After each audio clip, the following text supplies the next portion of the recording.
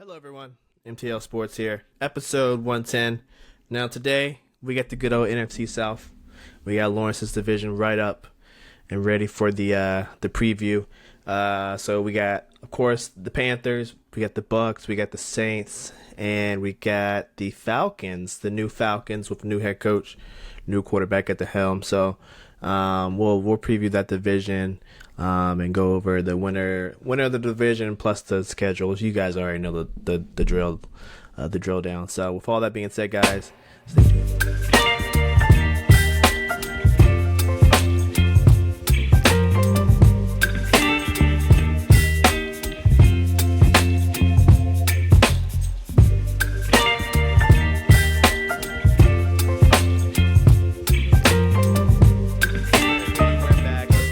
NFC South. All right.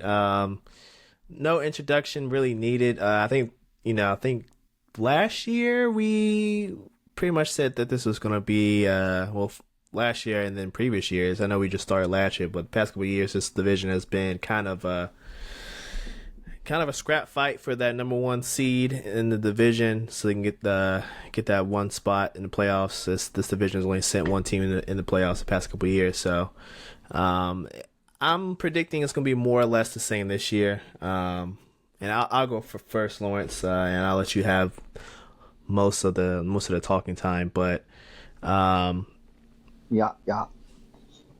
Let's see. Let me pull up ESPN. Let's get a rundown of these teams.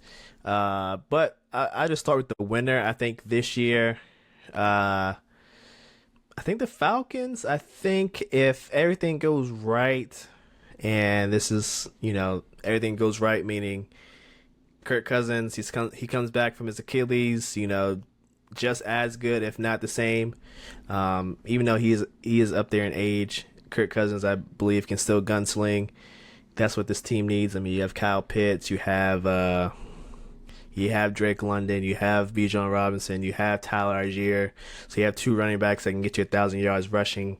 You got a receiver in Drake London who's not a not a scrub by any means. And Kyle Pitts was the second coming of Shannon Sharp, some people said. So, but he hasn't shown up in the past couple of years. Some of that might be because of his head coach that is now in Pittsburgh, but not the here nor there. The offensive line is pretty decent, not the best, but decent. And then their defense has just been coming along the past couple of years. So, if everything goes right, I believe the Falcons are in the best spot, because I think if you just look at this division, I think it comes down to quarterback play. And last year, Baker Mayfield had the most consistent, highest level of quarterback production. Thus, that's why the Buccaneers won the division, and went on to win a playoff game against the Eagles in the wild card round. I think this will be, similar to, like you said, Lawrence, when we first started like a week ago, the NFC East, where a team's not going to repeat. I think this is the same case this year. I don't think the Bucks repeat, even though they have a really good shot. I think the Falcons go and give them a run for their money. And then second, I got the Bucks. So I got the Falcons at best 10-7. So I'm just gonna go 10-7. I got the Bucks at 9-8. Lawrence, not so much a regress, just more so like, okay, they won the division, so they're going to play the harder schedule per se. And, you can look at the schedule right here. They got Detroit, they got Philly, they got Baltimore, they got Kansas City, they got 49ers. You got the Chargers, who, we have to see about them, but you have Dallas as well. So I'm just expecting one more loss than last year. Third place, I got the Saints. I just don't trust Derek Carr, and for whatever reason, he just hasn't. His first year there didn't work out. He was hurt a lot of the time. Spencer Rattler looked good in the first preseason game, and it's just the first game, so there's still a lot of room for both quarterbacks to improve. But I expect Derek Carr to start, but that's not to say that maybe Jake or Spencer Rattler comes in and takes over at some point if he's just having a stinker of a season. But they have weapons. They have Kamara, even though he had a down year. Chris Olave, he's only going up. He's a great young receiver. Shaheed, great young receiver. Offensive line's decent. And then they predicated on defense for the most part, and their defense is kind of loaded But like I said, it comes down to quarterback play. And because of that, got them third at probably outside looking in, probably 8 and 9, 7 and 10 in that range. And then Panthers. Sorry, Lawrence, I got you guys at 4. I think you're about another year from contention, which is nothing wrong. I think even though the schedule is looking, it's not looking too bad. Definitely you'll have more wins than last year, but playoff contention I don't think is in your guys' future, and part of that's due to quarterback play. Bryce Young, he will have a bounce back season. I do believe he will look a lot better than he did last year, but I still don't think you guys have a legitimate like target for this guy. I mean, Adam Thielen did good, but he's older and up there, and Deontay Johnson really resurged after being in Pittsburgh and giving up on plays.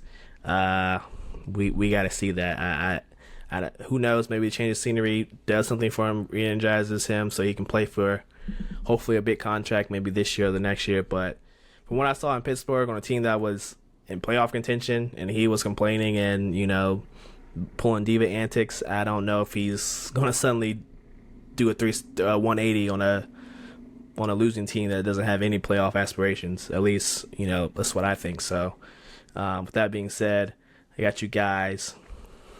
I would say probably 6-11 is probably like, you guys could probably be 6-11, 7-10. I feel like nothing's wrong with that. At least any more wins than last season, I feel like is trending in the right direction. So I think that's what you guys need to aim for. And then next year, you start moving into the realm of into contention, because defense is loaded, always will be loaded, but you got to give your head coach and a year to get his feet wet, and you got to give Bryce Young some more offensive weapons. You helped him out on the offensive line. Now you just got to get him a weapon or two. So we'll see. So that's my little spiel, Lawrence. You feel free to take over. Let me hear your winners of this division, and then break it down for me. All right. Well, I guess I'll start it with the same way you did. Starting from the beginning and who I think is going to win it. And honestly, at this point in time, if you're looking at the division up and down, it's, in my opinion, it's kind of apparent that you're going to see the Falcons win this division. I don't think it's going to be an amazing record. I think they'll struggle the whole season. It'll be interesting to see how the team recreates itself without the same head coach, but the same weapons that were really good, with a quarterback that can put it together. I mean, honestly, even if the quarterback goes down, there's still backups at there, like Heineke and Penix that can easily, fix a problem, with Kirk not being the best coming off of Achilles. Mm-hmm. I mean, the running backs are solid. O-line's decent. It's not amazing, but it's pretty good. Wide receivers are still unproven, and honestly, I don't think they're the most amazing thing. That might be a little bit of hating, but it is what it is. I don't think their wide receivers are that amazing. I think Drake London hasn't really proven anything to be called anything yet. And like I said, Kyle Pitts is kind of non-existent. So if maybe his wide receiver crew can turn it together, because otherwise on defensive side they're pretty solid. I wouldn't say they're amazing as well, but I would give them a fat solid, because it's a good unit. I wouldn't say it's the best unit, but it's a good, solid unit. Oh,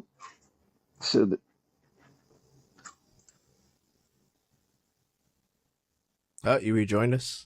Can you hear me? Yeah, I don't know what happened there, just real quick, but like I said, Atlanta's team is a big, solid unit, so I wouldn't expect anything crazy from that defense. Ugh. What's going on?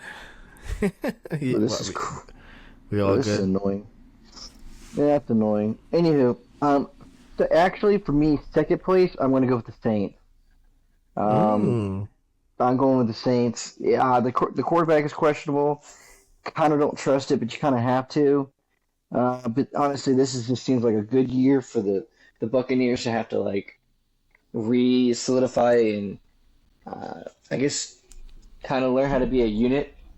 Hmm. I just don't see the Buccaneers being all that great. They lost some offensive coaches. They lost some defensive coaches. They haven't really added anything to the team. That team, I think, is going to be really questionable. So when we get to them, we'll tell you why. But for the Saints, Derek Carr is Derek Carr, but Derek Carr wins enough games, not a lot of games, but enough games. And with the weapons he has, I mean, these weapons are maybe just a little bit more proven than Atlanta's weapons, like Alvin Kamara, all the running backs. James Robinson's pretty good. Jamal Williams is pretty good. You can actually get on the ball. And then you look to the wide receiving core. Now, when you also say it's not an amazing wide receiver core, but Chris Olave really stepped up last year. I do think he's probably at his age one of the best wide receivers at the young age that he is, in terms of the people around his age. And I just think they have good pieces behind it that look. I mean, like A.T. Perry. Yeah, if you play any Madden, you know he gets good Madden cards. And if you watched preseason last week, he did pretty good. So I just feel like obviously the offensive line is what it is. I would say they have a really good unit, but they always get hurt. So that would be the downfall of their team in terms of that. And then in defense, I mean, they got tangibles of pretty much every piece. So you can't overlook them, but you also have to wonder how long they're going to be healthy for. But I just have the Saints just probably in the last little bit of a battle with Falcons, but the Buccaneers, I really going to move on to the Buccaneers. So reasons why I think the Buccaneers downfall. Okay. So you have to play all the best teams in the NFC. So you get the Lions, you get the Eagles, you get the Ravens, you get the Chiefs, 49ers, Cowboys. And I just think with all those teams added together, the confidence it might destroy. Early on in the season, the amount of hard defenses you have to face, I think Baker Mayfield gets banged up, and you pay attention to their team behind Baker. I mean, it's not amazing. There's no amazing quarterback other than Baker on that team. So if Baker goes down, then we have a real red flag in an apartment. I think the running backs are decent at best. There's nothing amazing about their running backs. And then you move to the wide receivers, and honestly, you got to think about it. They've had a lot of good years with their wide receivers not getting hurt. It doesn't last forever. So this is probably the season where it goes down. And I honestly think if you lose Godwin or Evans, the team takes a fatter plummet. They had a lot of retirements on the O-line and people moving on the O-line. So I think that's also going to be another big piece of the problem. And they've had some defense. I mean, their defense of line, it's okay. And there's nothing in the secondary other than a safety that you're just like, okay, that's a problem. But that's just a safety. You can avoid safeties on the field. So that's why I'm going to lead the Buccaneers further down. And then last, just finishing off with Carolina. I get Jonathan Brooks is cool. He's going to be, I guess, maybe good for the future. But, I mean, I feel like there's just a better piece you could have taken in our technical second pick. Because I think Chuba Hubbard can do the job. He almost had 1,000 yards last year, and he wasn't even the starting back at the beginning of the year. It was Miles Sanders. And the fact that Chuba recovered to almost getting 1,000 yards is pretty cool. So you got to really pay attention to that. But why did you need a new running back? Don't really know. You probably didn't watch any of the preseason game, but oh my God, they look horribly awful. Oh, So the man. backups to the O linemen, who are starters, we have to beg and plead that our offensive line stays healthy because that unit was atrocious. So don't even want to get started with that. So outside of the offensive line that is solid when healthy, there's almost zero backup. So there's a huge fall off. Okay. And Okay. then the wide receiving cores, I mean, other than, Deontay Johnson, if you watch the first preseason game, you'll realize that Jordan Matthews he's a tight end, but he's a former wide receiver. He's going to be important because he can move back and forth between tight end and wide receiver, and I think that's important for the team. I think this team's going to do a lot of spreading and trying to opening up the field.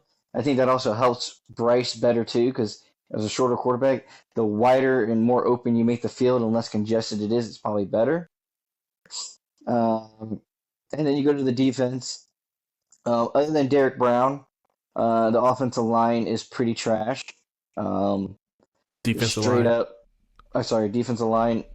Other than Brown is just awful. I don't know how else I can stress that again. I mean, everyone's kind of excited over Clowney. Clowney's old. I'm not excited over that. Now, what can make me excited is if you understand that your D line is so bad, let's make sure that safety is a really important feature. Because I think our linebackers, are decent enough to do their job with Shaq Thompson. So the secondary is where I think they need to do something. AKA, I think they need to go sign a little known someone. I think we all know. No, please inform. Please inform. If we can get Gilmore to sign with us, I think it really opens up the fact that we own the fact that our D-line isn't going to be the best. But really, I want you to think good luck throwing the ball. I think Dane Jackson is a good slot or, not even slot, just a third corner. I don't think he's a good number 2.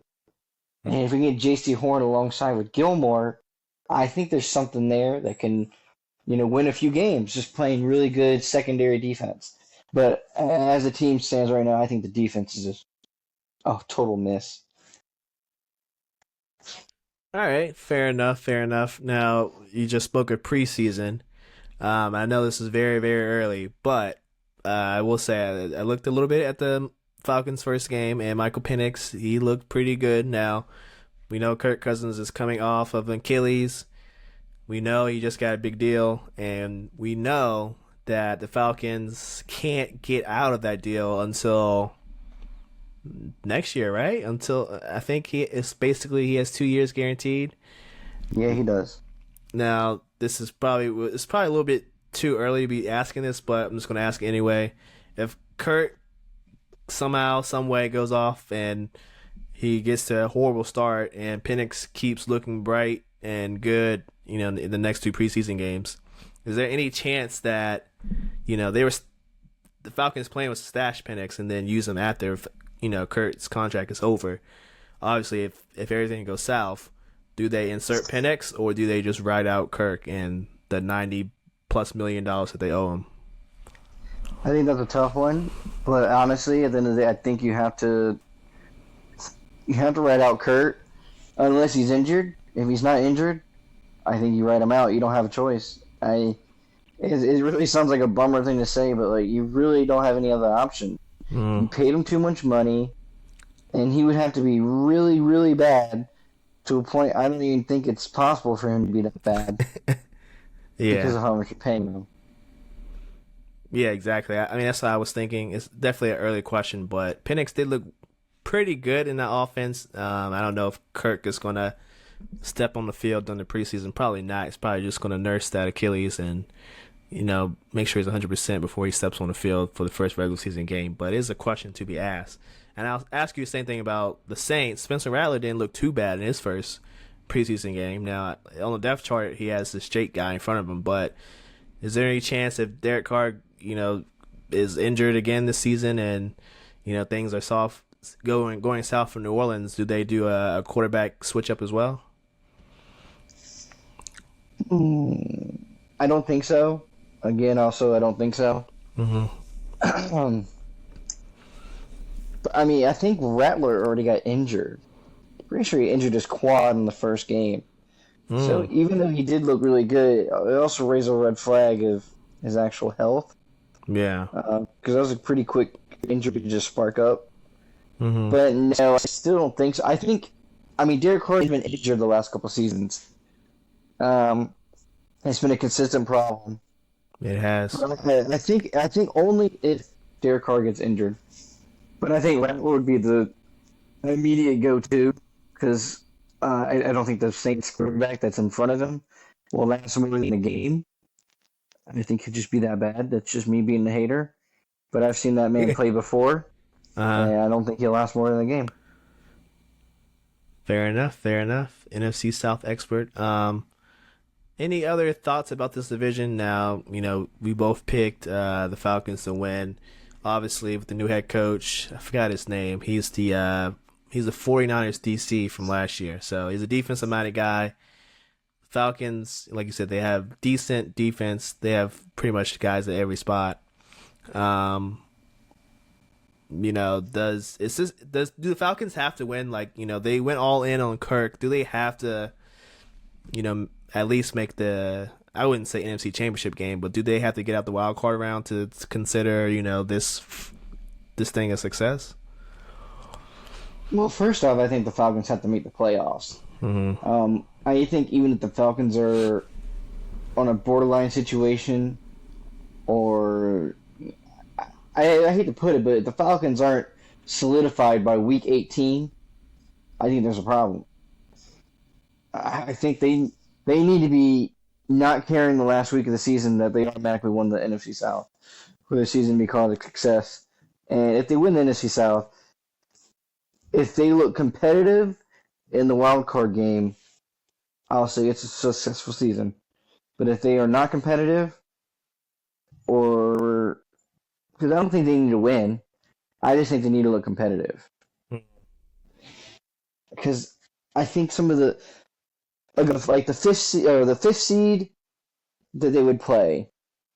If I'm looking around this NFC, they're probably playing the Eagles. They're playing the Cowboys. The Cowboys. Maybe either Lions or Packers. And honestly, if you smoke one of those, I think it's fine. I mean, as long as you're competitive with them, sorry. As long as you don't get smoked. Yeah, I think. When you go all in on a quarterback, they gave Kurt a lot of money for an older guy. Now, quarterbacks have been known to play until the late. But I think the plan is a 2-year deal because I think they knew they couldn't fix it all at one good time. I think they just want proof that he can do it. And so the second season is the only year. This is when everything comes together because I still think the offense needs more work than what it has on it. Like, flat out, the offense is not, I don't think, winnable for a playoff game. Yeah, they to me they need legitimate legitimate second option at the receiver because it's just you have Drake London, like you said, he's decent, not a household name yet, but you definitely need maybe someone like a Higgins, you say they go all in next year, maybe they go out there Higgins with whatever cap space they can make next year and make him the number one guy and make Drake London number two guy. They need a move like that. So if they can do something like that, then next year I would legitimately say without a doubt, like, hey, they're gonna come back and be the first time repeat champs in however long. I don't know. Yes. As long as we're take that, that's bland. Good stuff. Good stuff. Now I think that's all we got for the NFC South. Just wanted to go over a little bit of the preseason games. Do you have any thoughts on the first week of the preseason? Any initial thoughts? Well, I think a lot of the quarterbacks did a pretty good job. The ones that everyone has questioned on. Mm-hmm. And I think a lot of backups kind of are improving their spots. But there's a few pointers I want to do. Like Milton, I thought he was amazing. I thought the little bit of time he got with the Patriots, he pretty much ate up every bit of this good you could do. The Jets backup to the backup to the backup. And that will be. Let's see here. Or anything else. You'll remember Adrian Martinez. for quarterback for uh, the Bloomington Stallions. Hear that they were super good and they just completely destroyed everyone. I guess. I think there's actually something blooming there. I think he's good. I think if he doesn't make the Jets team, I think he can easily find a place on a different team. But I think they should keep him because no offense, but I mean the Tyrod Taylor gig. I saw on the hype a little bit ago when he kind of fell off to the Bills, and he's always been a backup. I don't think there's a reason to keep him as a backup, especially when you have someone electric like Martinez. So They also had moving Jordan on, Travis from Florida State last year. through that. So next up, I will say the Vikings. I mean, McCarthy didn't look too bad. I thought he did a great Hmm. job. He did throw an interception. Minshew did amazing, and Aiden O'Connell was pretty solid behind him. So he's, after getting dropped, I think he's trying to find a nice hole. Yeah, I think a lot of guys did pretty good. Quarterback to try to find their roster spots. Yeah, that's why I wanted to highlight some of the QBs as well. Obviously Caleb Williams, the number one pick. He played a few drives. He didn't look too bad, Lawrence, from what I saw. Uh, made some plays, scrambled out the pocket, extended some plays. Did you ever see the Stinson Bennett I did. I performance? watched the Rams. Stinson Bennett was good, but he made some mistakes. I think he threw like two picks, right? He He threw threw four. four of them. I saw two of them, and I mean, when he's given time, he can light you up. But I feel like when you like pressure him, get him to make split second decisions, that's when he starts to fumble. So I think he needs to work on like his processing, reading defenses, because the picks that he threw, bro, were like, why'd you throw that? Like the guy was right there. Is that what you saw? Yeah. Yes. I feel like he always stared down his wide receivers too.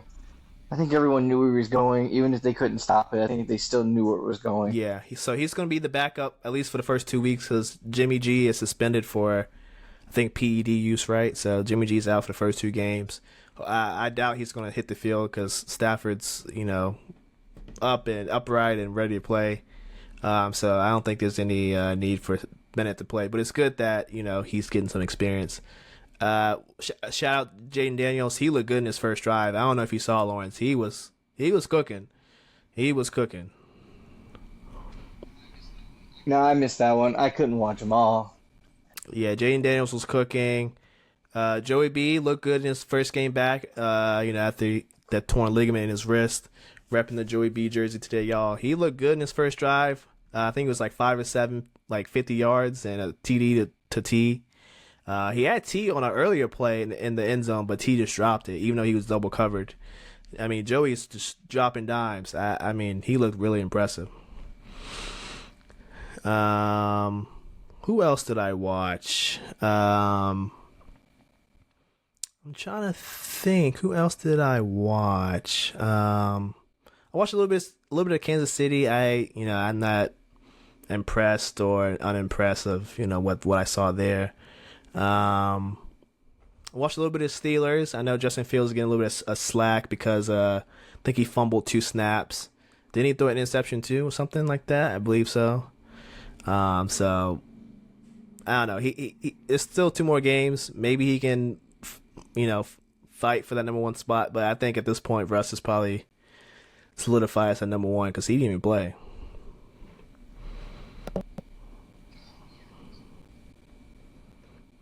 Um, I think that's all the quarterbacks that. Oh, Bo Nix. I didn't watch that game. Did you watch the Denver game? Denver versus Indianapolis. That was yesterday afternoon. I don't know if you watched that one.